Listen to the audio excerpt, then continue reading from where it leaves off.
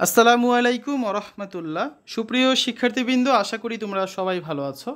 এই ভিডিওটা তৈরি করছি অষ্টম শ্রেণীর শিক্ষার্থীদের জন্য।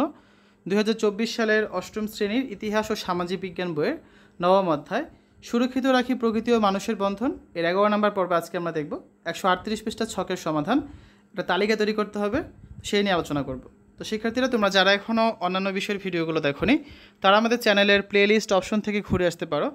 সেখানে তোমরা অষ্টম শ্রেণীর বাংলা, ইংরেজি, গণিত, বিজ্ঞান, ডিজিটাল প্রযুক্তি, স্বাস্থ্য সুরক্ষা, জীবন ও জীবিকা, ইসলাম শিক্ষা, শিল্প ও সংস্কৃতি এবং ইতিহাস ও সামাজিক বিজ্ঞান প্রত্যেকটা বিষয়ের জন্যই আলাদা আলাদা করে প্লেলিস্ট পেয়ে যাচ্ছ। তো এখান থেকে তোমাদের যে যে বিষয়ের ভিডিও দরকার খুব সহজেই তোমরা দেখে নিতে পারবে।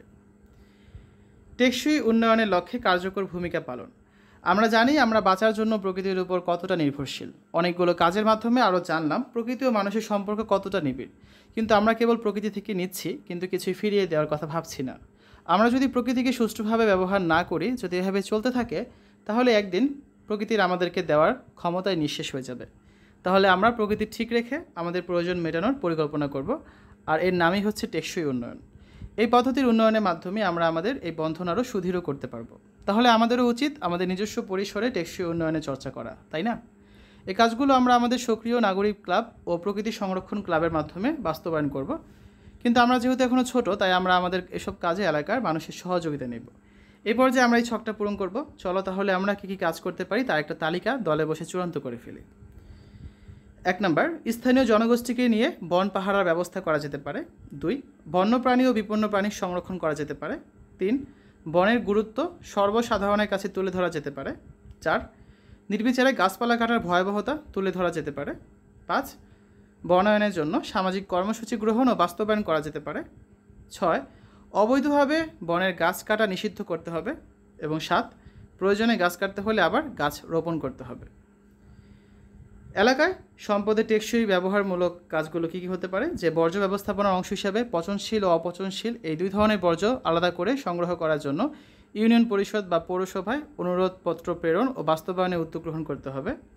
2, এলাকায় পুকুর, খাল বা অন্যান্য পানির উৎস যা নষ্ট হয়ে যাচ্ছে তা পুনরায় ব্যবহারযোগ্য করে তোলার জন্য ইউনিয়ন পরিষদ বা পৌরসভার অনুরোধপত্র প্রেরণ এবং বাস্তবায়নে উদ্যোগ গ্রহণ করতে হবে।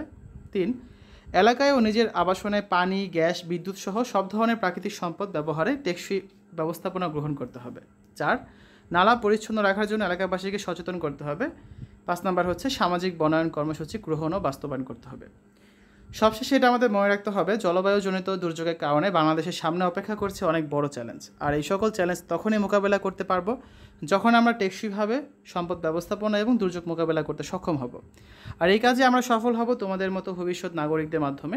তোমরাই গড়ে তুলবে জলবায়ু পরিবর্তনে অভিঘাত সহিষ্ণু নিরাপদ সমৃদ্ধ দ্বীপ।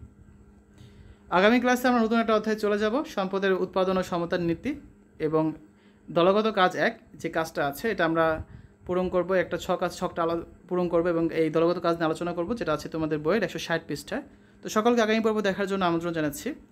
শিক্ষার্থীরা, এতক্ষণ তোমরা দেখলে ইতিহাস ও সামাজিক বিজ্ঞান অষ্টম শ্রেণী নবম অধ্যায় 138 পৃষ্ঠা ছকের সমাধান। তো আশা করি তোমাদের কাছে ভিডিওটা ভালো লেগেছে। সকলে সুস্থতা কামনা করে আজ এখানে বিদায় নিচ্ছি। আল্লাহ হাফেজ।